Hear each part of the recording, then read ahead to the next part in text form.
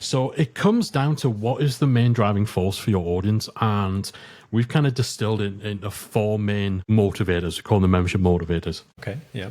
People either join memberships for outcome.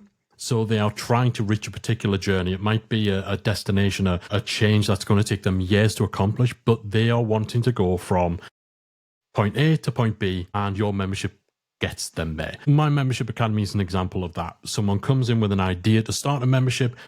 They want to reach a point where they have a successful business. That is a long journey, but it's a fairly linear one. So memberships that are driven by outcome. You have memberships that are driven by mastery, where it's more about iterative learning, it's about refinement, it's about leveling up, but you're never really done. Like, you don't complete guitar playing. You don't complete a certain number of hours, a certain number of lessons, and then all of a sudden you have finished guitar playing. Completed guitar, yeah. Yes, that lifelong learning, that mastery, where it is just about perfecting your craft. And it's less about learning, it's more about just improving and keeping on top of things and staying the top level of your industry. So that's the second one, mastery. Third one's connection, where the driving force is just being in the room with people like you, where you need that support network. You want the accountability that can come.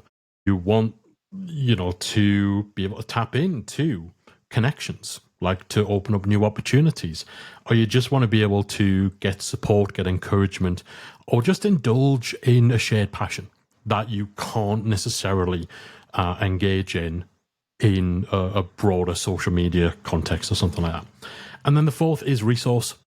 So this is where people just want to use assets that will save them time, that will save them money, that will save them friction, that will make things easier. And that example I gave of teaching packs, that's an example of a resource-driven membership site where, you know what you are, you create the stuff, people use the stuff. They don't want to hang around for a conversation about it. They don't need to sit around the campfire singing Kumbaya. They want your goods because it makes their life easier. So graphic designers, for example, memberships that have pre-made templates that they could use, or fonts or icons that they can utilize in their project. You don't need to start a community discussion about your favorite icon. So it's purely resource based. And I think the memberships that understand which of those 4 membership motivators they are aligned with, and they make sure everything lines up with that, they're the ones that do the best, because you do get memberships that are purely just like so clearly a resource driven kind of membership, but they're trying to shoehorn